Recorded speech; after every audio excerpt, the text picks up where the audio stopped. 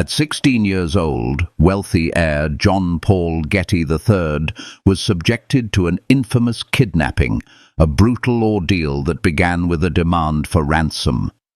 To force the family's hand, his captors severed his ear and mailed it to them, trapping the young man in a terrifying standoff between ruthless criminals and his notoriously frugal grandfather, one of the world's richest men. Getty survived the horrific experience, but in a shocking turn, fate held an even crueler twist for his future. John Paul Getty III was born on November 4, 1956, into a dynasty of unimaginable wealth. His grandfather, John Paul Getty Sr., had amassed a colossal fortune in the oil industry. His father, John Paul Jr., found his own destiny perpetually overshadowed by his father's monumental success. The young Getty III spent his formative years in Rome, residing in a castle with his divorced mother, Abigail Harris. He immersed himself in the city's bohemian subculture, and though merely a teenager, his social circle consisted of artists, left-wing radicals, and socialites. While living this unconventional lifestyle, Getty met German twin sisters Gisela and Jutta Schmidt, who were 7 years his senior. The trio formed an intensely close bond and eventually moved into an apartment together.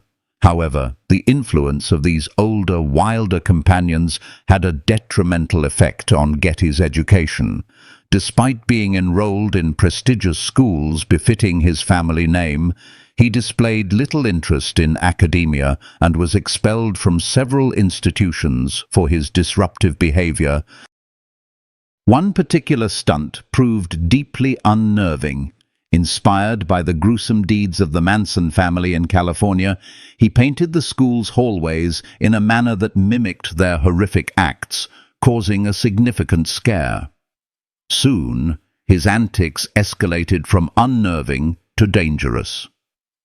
As he and his girlfriend Gisela faced serious financial difficulties, Getty began to entertain reckless ideas. According to Gisela, he mused that staging his own kidnapping would be a simple way to extract a large sum of cash from his family's vast fortune. He went so far as to meet with small-time criminals to discuss a potential abduction plot that would tap into the Getty coffers. Before this outrageous plan could be enacted, he secured much-needed work as a model.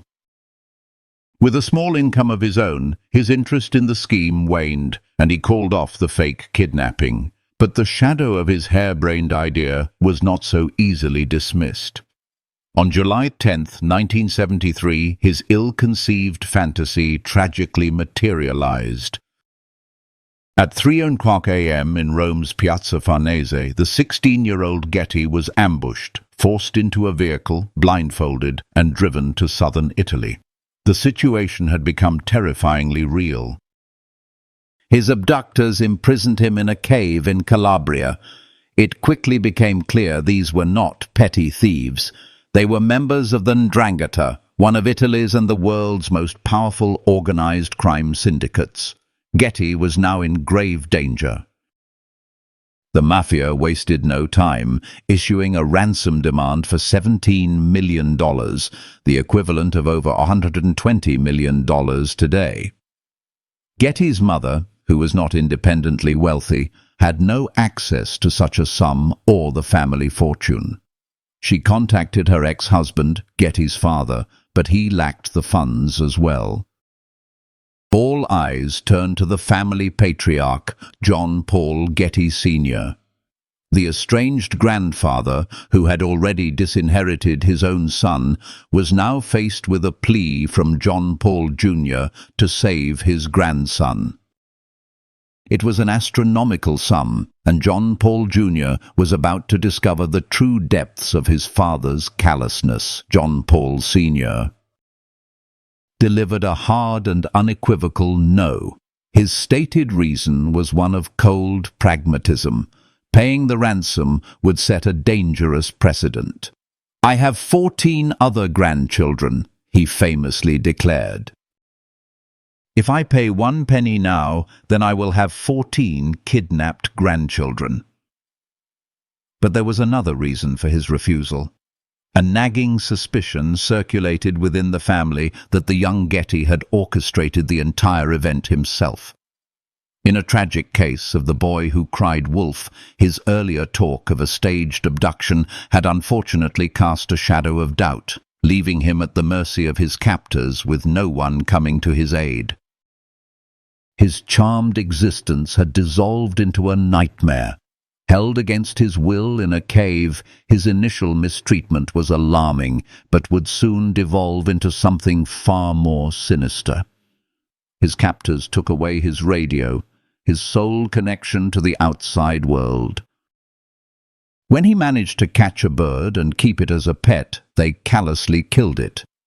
As the weeks turned into months and no ransom was forthcoming, their impatience grew and their treatment of him became increasingly horrifying. The kidnappers began to realize the Getty family genuinely did not believe the abduction was real. They forced him to write a letter to prove the authenticity of their threat. "Dear Mummy," it read, "since Monday I have fallen into the hands of kidnappers. Don't let me be killed." The torment then took a deeply psychological turn. His captors began playing Russian roulette with a gun to his head, in addition to subjecting him to relentless beatings. Still, there was no word from his grandfather. The kidnappers decided they needed a more dramatic gesture to prove their resolve. They sent another demand, this time with a chilling addition designed to command the family's attention in the most gruesome way possible. Approximately 4 months into his captivity, a chilling package arrived at an Italian newspaper. Inside the envelope were a lock of hair, a human ear, and a written message. It was soon confirmed that the hair and ear belonged to John Paul Getty III. The note was equally shocking. "This is Paul's ear. If we don't get some money within 10 days, then the other ear will arrive." It concluded with the grim promise, in other words, he will arrive in little bits. Strangely, they had drastically reduced their demand to just $3.2 million. If John Paul Sr. had been heartlessly trying to haggle down the price, he was succeeding. Meanwhile, back in the cave, Getty's condition was deteriorating rapidly. The wound where his ear had been severed became infected and he contracted pneumonia. His captors, needing to keep their asset alive, sourced penicillin, but this too went awry. The high doses triggered a severe allergic reaction. Their solution was to ply him with large amounts of brandy, ostensibly to manage his pain and keep him warm, but it only fostered a crippling dependency on alcohol. Getty's survival now hinged on his grandfather paying the lower ransom. John Paul Sr. finally relented, but on his own uniquely heartless terms. He agreed to provide $2.2 million, the maximum amount that was tax-deductible. The remaining $1 million he offered to his own son as a loan, to be repaid with 4% interest. This single act revealed everything about the kind of man he was. With the money finally secured, the payment was made without a hitch.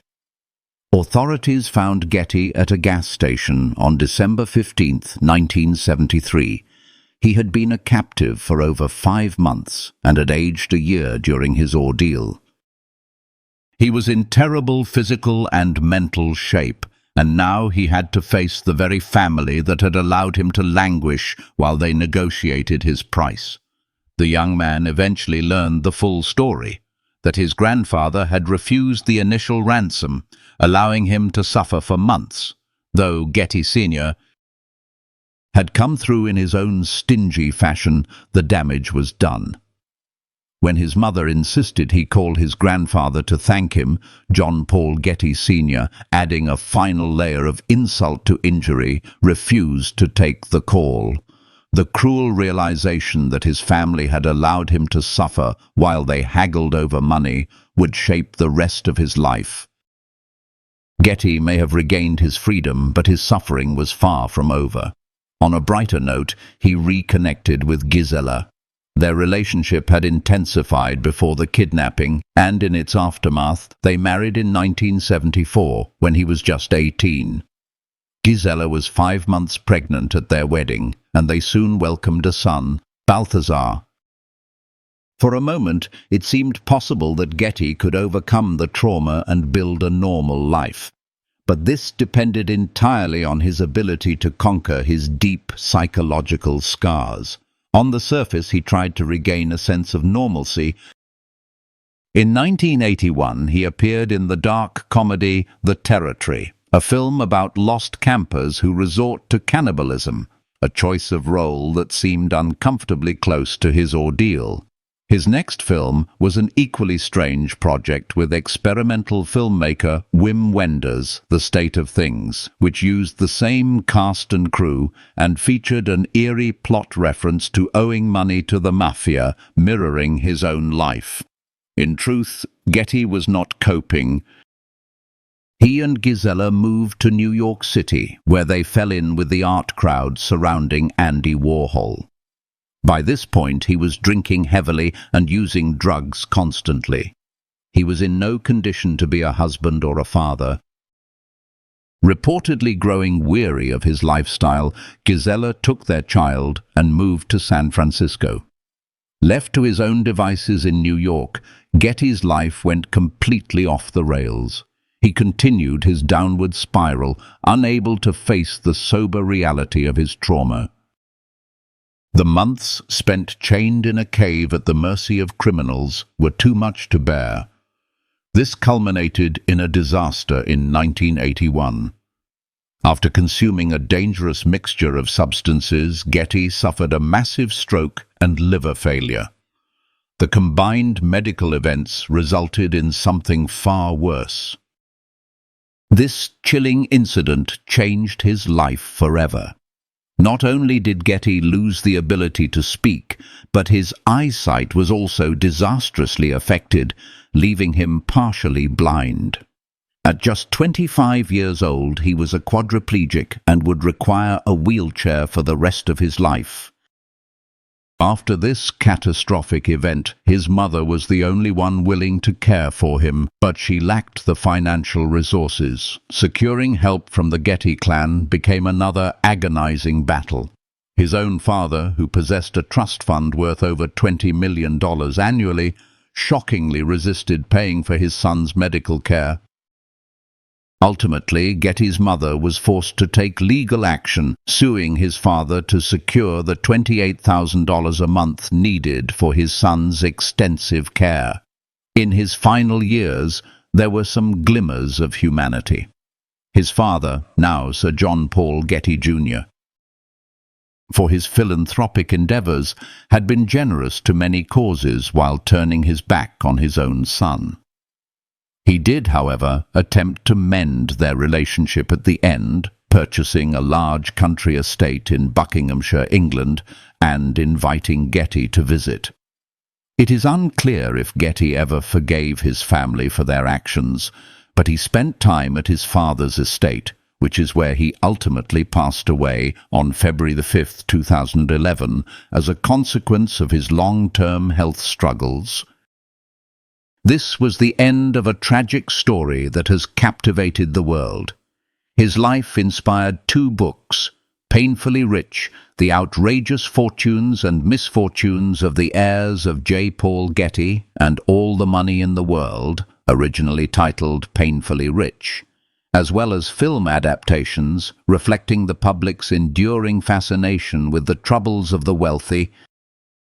In the end, Getty's life, defined by both unimaginable privilege and profound suffering, became a cautionary tale, a stark reminder that wealth is no shield from pain, and a chilling illustration of how money can fracture the most fundamental human bonds. If you enjoyed this video, give it a thumbs up and subscribe for more incredible stories. To have a say in who we cover next, join our membership program through the link in the description for exclusive perks. Your support means everything to us. Thanks for watching, and we'll see you in the next one.